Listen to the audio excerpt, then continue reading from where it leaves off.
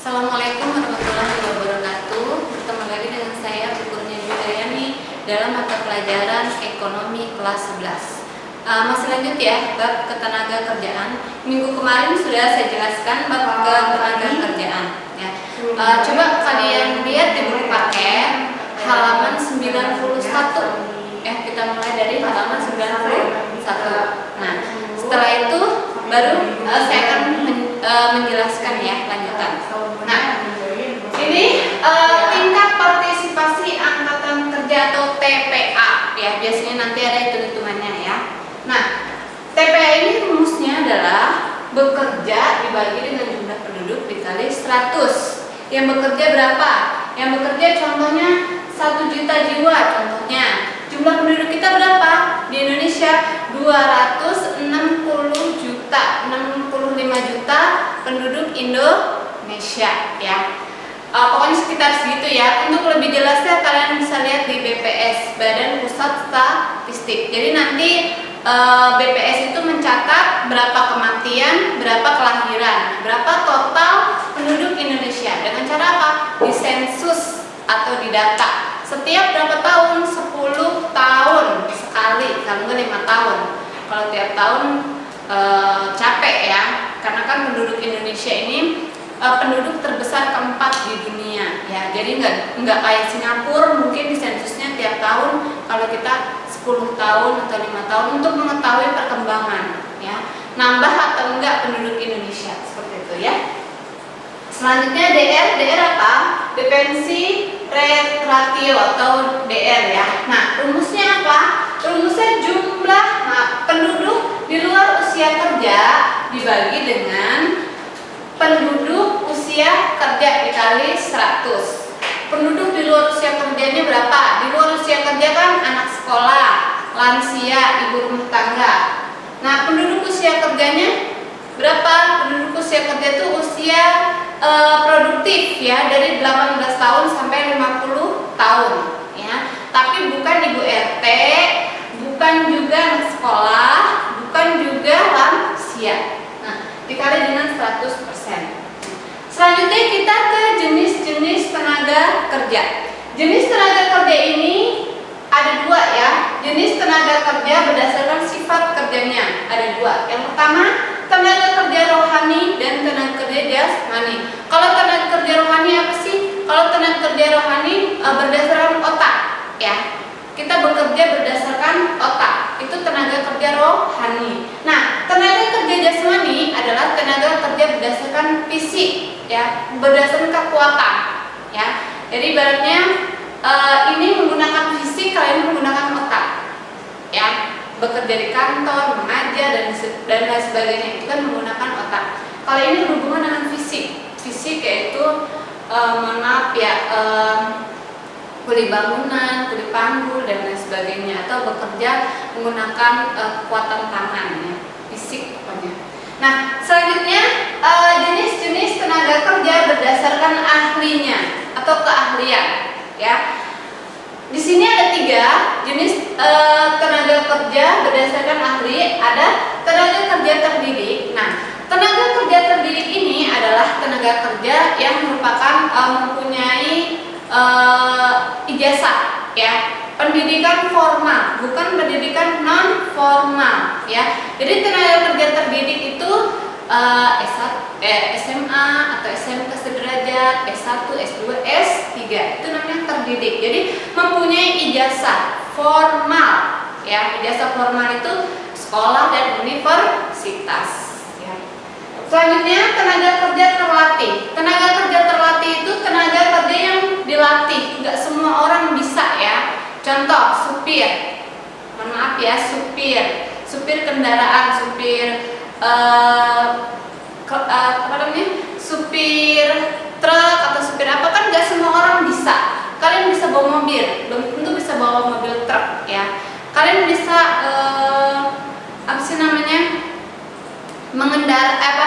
mengendarai, belum bisa kalian menyetir kereta walaupun itu kan hanya mencet-mencet tombol, tapi kalian belum tentu bisa. Nah, itu namanya tenaga terlatih, harus dilatih. Itu ada juga ijazahnya, ada juga sertifikatnya ya. Jadi tenaga kerja terlatih itu biasanya dari pendidikan non formal, yang formal juga ada ya, tergantung. Nah, selanjutnya ini tenaga kerja tidak terdidik dan tidak terlatih. Tenaga kerja tidak terdidik dan tidak terlatih adalah kuli panggul, buruh kuli bangunan, ya, buruh-buruh kasar. Ini contohnya ya.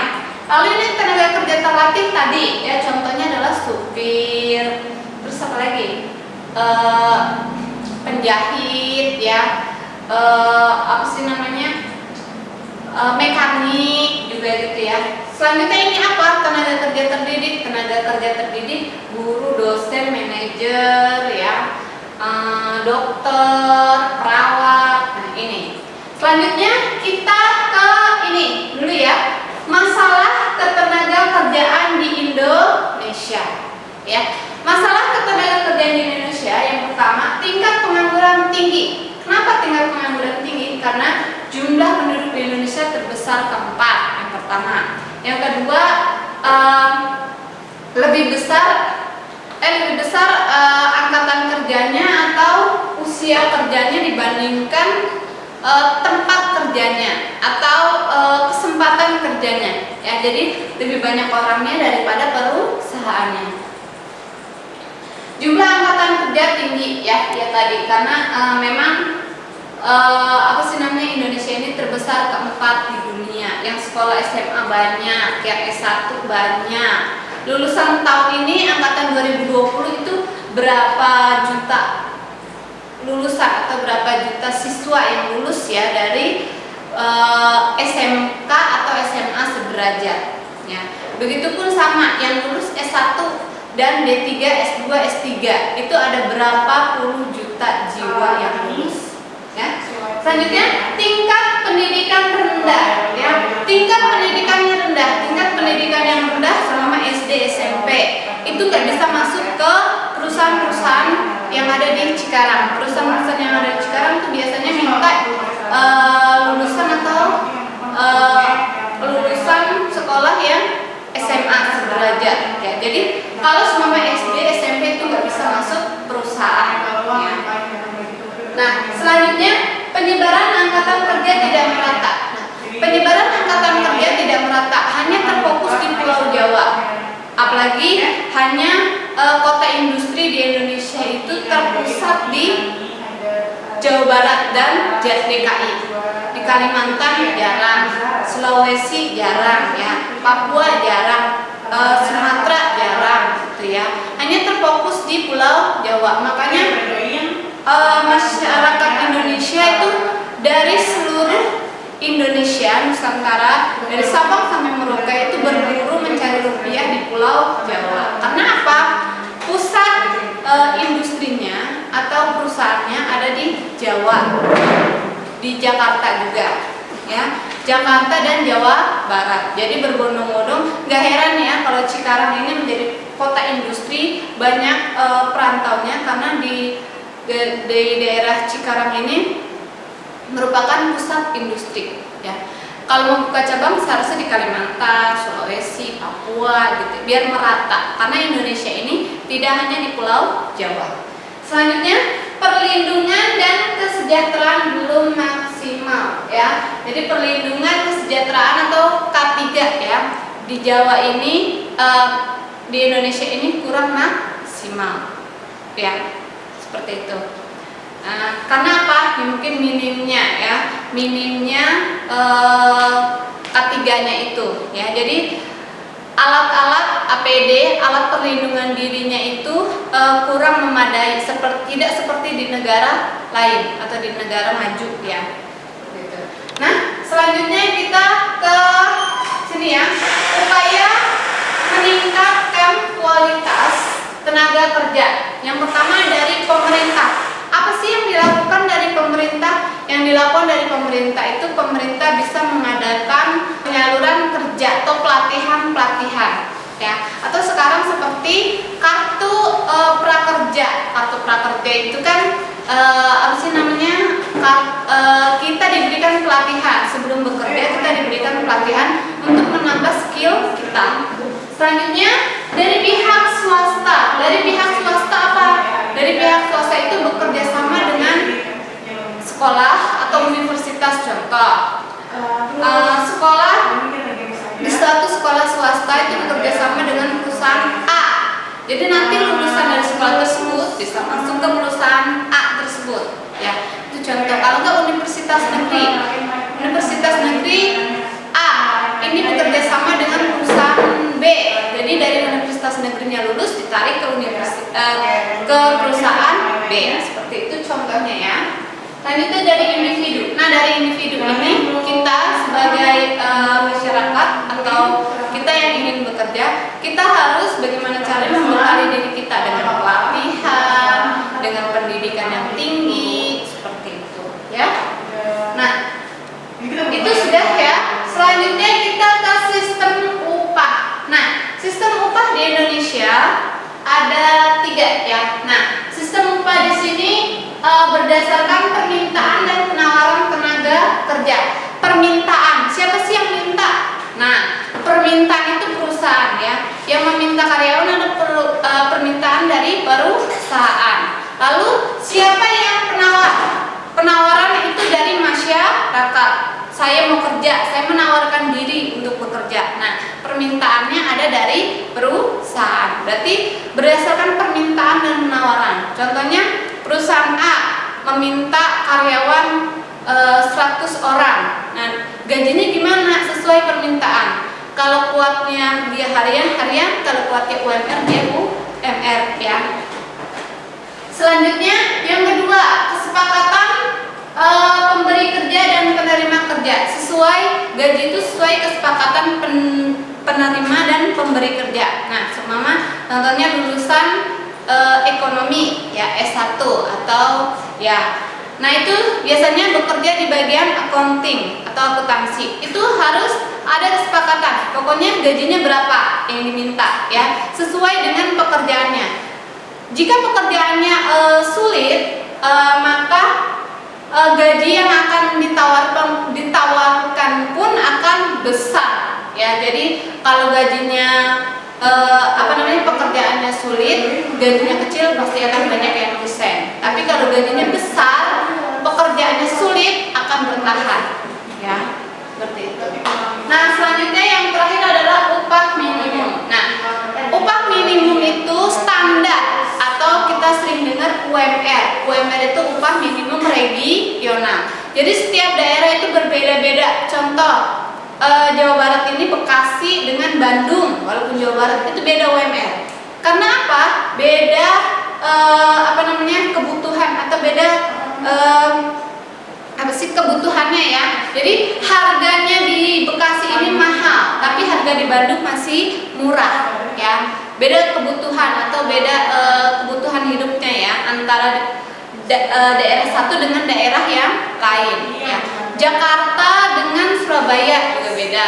Jakarta dengan Kalimantan juga beda gitu ya. Jadi UMR ini tidak bisa disamaratakan ya. Beda-beda. Ya, kalau masih satu Bekasi, Cikarang sama ya. Nah, UMR itu upah minimum regional ya. Sudah ditentukan oleh pemerintah. Nah, upah minimum regional ini berapa? Nah, kalian bisa cek ya di Google ya. Upah minimum regional ini 4 juta sekian gitu ya. Detailnya kalian bisa cari sendiri di Google ya. Nah, selanjutnya kita ke pengangguran. Ingat, pengangguran itu apa? Pengangguran adalah orang yang tidak bekerja atau orang yang sedang mencari pekerjaan. Itu penganggurannya. Bisa nggak kerja sama sekali, bisa lagi nyari kerja, itu disebut pengangguran. Tapi kalau kalian di rumah terus tidur-tiduran, kalian belum disebut pengangguran. Kenapa? Kalian statusnya masih anak sekolah ya. Nah, pengangguran ini ada pengangguran siklis atau konjungtur ya. Nggak apa-apa. Kalian bisa lihat lagi di buku. Kalau tulisannya nggak kelihatan, kalian bisa lihat lagi di buku. Jenis pengangguran siklis atau konjungtur ini adalah pengangguran seluruhnya kegiatan ekonomi. Jadi pengangguran pengangguran siklus ini diakibatkan turun naiknya kegiatan ekonomi perekonomian suatu negara. Contoh, lagi pandemi kayak begini, banyak orang yang di PHK. Nah, banyak orang yang di PHK selama si A bekerja di PT apa ya, PTB aja ya. Si A bekerja di PTB. Nah, PTB ini mengalami penurunan. Si A di PHK. Nah, si A ini merupakan pengangguran siklus atau konjunktur ya. Karena pengangguran apa? Diakibatkan turunnya perekonomian. Selanjutnya pengangguran struktural ya. Nah, pengangguran struktural ini pengangguran yang beralih fungsi ya, beralih komposisi perekonomian. Nah, tadinya saya bekerja sebagai petani. Nah, ketika sawah saya dibangun perumahan, otomatis saya sebagai petani ini tidak ada pekerjaan. Itu disebut dengan pengangguran struktural. Selanjutnya pengangguran friksional ya. Pengangguran friksional adalah sulitnya mempertemukan pemberi kerja dan penerima kerja. Contoh ya. Contoh saya seorang sarjana ekonomi ya. Saya sarjana ekonomi, saya bekerjanya di di mana ya? Di restoran sebagai pramuniaga ya, atau pelayan gitu ya. Itu kan nggak ketemu ya. Nah, ketemunya itu berarti tidak sesuai dengan bidang yang saya tempuh selama pendidikan ya. Jadi saya seharusnya ditempatkan bisa di sekolah, bisa di perusahaan di bagian akuntansi, itu baru nyambung ya. Itu merupakan pengangguran friksional, nggak ketemu ya. Lulusannya apa, yang dimintanya apa. Nah, selanjutnya pengangguran musiman. Pengangguran musiman itu pengangguran yang ketika musim dia ada kerjaan, ketika tidak musim dia tidak bekerja. Ya, contohnya petani. Petani itu kan musiman ya. Musim panen dia ada kerjaan. Kalau musim nggak panen berarti dia nganggur. Yang namanya pengangguran musiman. Nah, selanjutnya lagi pengangguran terbuka. Pengangguran terbuka itu pengangguran yang tidak bekerja sama sekali atau benar-benar nganggur di rumah aja ya. Selanjutnya setengah menganggur. Setengah menganggur ini jam kerjanya tidak full seminggu 35 jam, tapi kurang dari 35 jam. Itu namanya setengah menganggur. Dikatakan bekerja, tapi nggak full ya. Kan karena kalau full itu seminggu ada 35 jam, itu di bawah 35 jam. Paham? Ya. Nah, selanjutnya yang terakhir, pengangguran terselubung. Pengangguran terselubung ini pengangguran yang dimana contoh gini, pekerjaan itu hanya untuk satu orang, tapi karena memang banyak yang nganggur, jadi dipakai untuk 5 orang. Contohnya, gajinya itu 100.000. Kalau 100.000 dipakai satu orang dapat 100.000. Tapi karena 5, berarti 100.000 dibagi 5, masing-masing dapat 20.000. Nah, itu merupakan pengangguran terselubung. Ya, saya harapkan kalian bisa mengerti ya apa yang saya jelaskan. Kalau kalian nggak mengerti, coba diulang-ulang lagi ya, karena keterbatasan kita dalam pembelajaran online ini. Ya. Nah, untuk mengatasi pengangguran ini, pengangguran siklis, bagaimana caranya mengatasinya ya, dengan cara kita menambahkan keterampilan, membuka usaha gitu ya. Terus pengangguran struktural, gimana caranya? Kita mencari lowongan yang sesuai. Kita melakukan pelatihan ya, pelatihan dengan cara membuat wirausaha gitu juga. Seperti itu ya solusi dari pengangguran ini ya. Nah, mungkin itu saja yang dapat saya sampaikan. Saya akhiri. Wassalamualaikum warahmatullahi wabarakatuh.